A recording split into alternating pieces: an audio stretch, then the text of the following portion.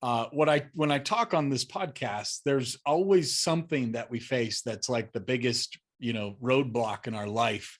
Is there something you're comfortable sharing with our listeners that, that was the gut punch for you, that was like, oh, it was so bad at the time, but Yeah. now I'm better for it? What's that Yeah. for you?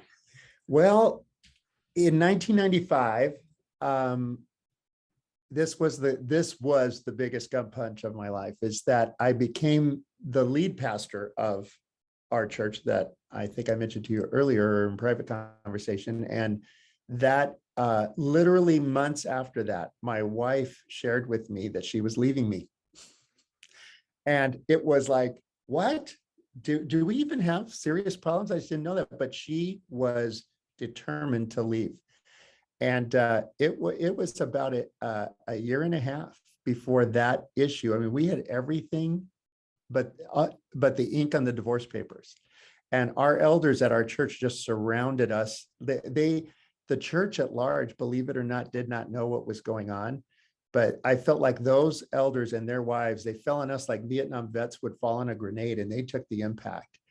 And they walked us through that. And fortunately, a few years later, we began to share with the congregation that we had two marriages, our first marriage and our second marriage. And here's what had happened, and here's how we got through it.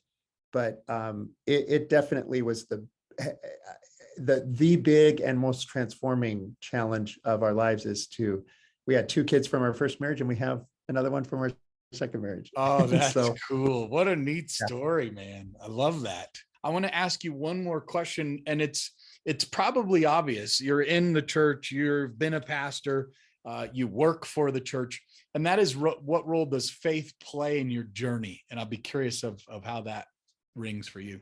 Well, gosh, obviously it's everything, but I would say that if I was to say in the first half of my life, what was the most transforming faith dynamic or principle?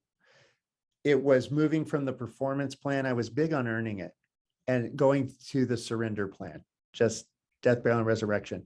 The whole season with my marriage cemented that. That was a big takeaway. But since that time, the role that faith has played is not just a personal faith in God, but Jesus said to seek one thing first. And it's always surprising. I think foreign to people, especially in the States, because we're part of a democracy, but he said to seek first his kingdom. The kingdom of God. Yeah. Which means his reign, his order. And that all the things, then he promised that all the things you worry about will take care of themselves if you're seeking first the expansion of his influence, the reconnecting of the world. If the problem is that the world is disconnected from its creator, then the solution is to reconnect it. And that's what reconnect it to the order, the design, the energy, the life force that is God in his creation. And, ever since I feel like if I was to not charge my iPhone, not have it connected to the charger, in 24 hours or so, it would be dead. And if I didn't charge it for a year or more, it would have real problems, iOS updates and things, it just wouldn't function right. Yeah. And our world has been like that. I think everything from the environmental issues, the natural disasters, the geopolitical issues, what's happened with us as people, our bodies, our DNA, everything is broken because it's disconnected from the life force and the energy source that it was meant to run on. And so it's just been like this for a long time. And the solution is to reconnect it and to the design, the order, the energy, the life that was meant to sustain it. And that's seeking first. That's what Jesus came to bring us. And that's what we're to seek first. And it's worth spending a life on. And that's how my faith kind of plays into my journey, especially in the second half of life.